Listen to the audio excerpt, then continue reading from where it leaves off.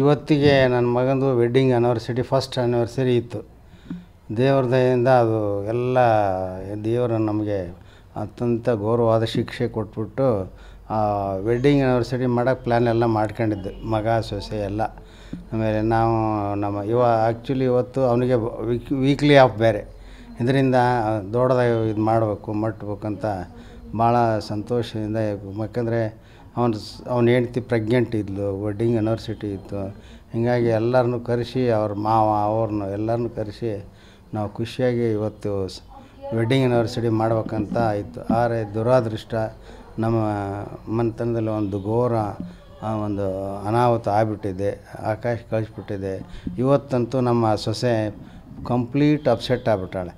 ಅವ್ರಿಗೆ ಆ wedding anniversary date ಎಲ್ಲ ಮಾತಾಡ್ಕೊಂಡದ್ದು ನೆನಪು ಮಾಡ್ಕೊಂಡು ಇವತ್ತು ಎಷ್ಟು ಚೆನ್ನಾಗಿತ್ತು ಏನು ಅಂತಂದೆಲ್ಲ ಮಾಡಿದ್ದಾರೆ. ನಮಗೆ ಇವತ್ತು ಭಾಳ ದುಃಖದ ದಿನ ಇವತ್ತು.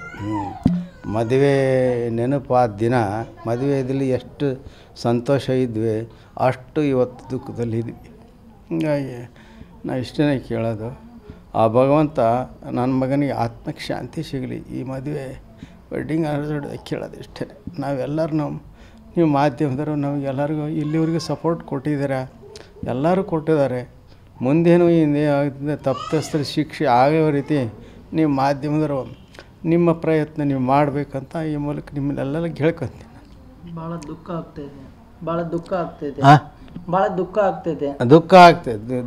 ಭಾಳ ಅಂದರೆ ಭಾಳ ದುಃಖ ಆಗ್ತಾಯಿದೆ. ಇವತ್ತು ಎಂಥ ದಿನ ನಮಗೆ. ಈ ಒಂದು ವರ್ಷದ ಹಿಂದೆ ಎಷ್ಟು ಸಂತೋಷ ಉಲ್ಲಾಸ ಇತ್ತು. ಎಲ್ಲರ ಮನೇಲಿ ಪೂರ್ತಿ ಎಲ್ಲರಿಗೂ ಮಕ್ಕಳು ಹೊರೆಯಾಗಿ ಸಂತೋಷದಿಂದ ಮದುವೆ ಮಾಡಿದ್ವಿ. ಆದರೆ ಇವತ್ತು ಆ ದಿನ ಇಲ್ಲ. ಇವತ್ತು ಅದರ ವ್ಯತಿರಿಕ್ತ ದಿನ ಆಗಿಬಿಟ್ಟಿದೆ. ನಮ್ಮ ಸೊಸೆ ಮನೆ ಎಲ್ಲರೂ ಕೂಡ ನಾವು ಇವತ್ತು ಅತ್ಯಂತ ದುಃಖದಲ್ಲಿದ್ದೀವಿ. ಅದಕ್ಕೆ ಕರಾಳ ನೆನಪು ಕಾಡ್ತಾಯಿದೆ. ಮಗನ ಸಾವು ನಮಗೆ ಭಾಳ ಕಷ್ಟ ಆಗಿದೆ. ನಿಜವಾಗ್ಲೂ ನಮ್ಮ ಸೊಸೆ ಅಂತೂ ಪಾಪ ಅದು ಸಣ್ಣ ಹುಡುಗಿ ಭಾಳಷ್ಟು ದುಃಖ ಪಡ್ತಾಯಿದ್ದಾಳೆ, ನೆನೆಸ್ಕೊಂಡೆವೆಲ್ಲ.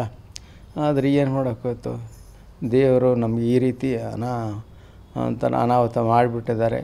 ಆದರೂ ಕೂಡ ತಾವೆಲ್ಲ ಮಾಧ್ಯಮದವರು ಏನು ಅಪರಾಧಿಗಳಿದ್ದಾರೆ ಅವ್ರಿಗೆ ಯಾವುದೇ ರೀತಿ ಬಚಾವಲ್ಲಿಲ್ದಂಗೆ ನೀವು ಕೂಡ ನಮಗೆ ಕೈ ಜೋಡಿಸ್ಬೇಕು ಅಂತ ಕೇಳ್ಕೊತೀನಿ.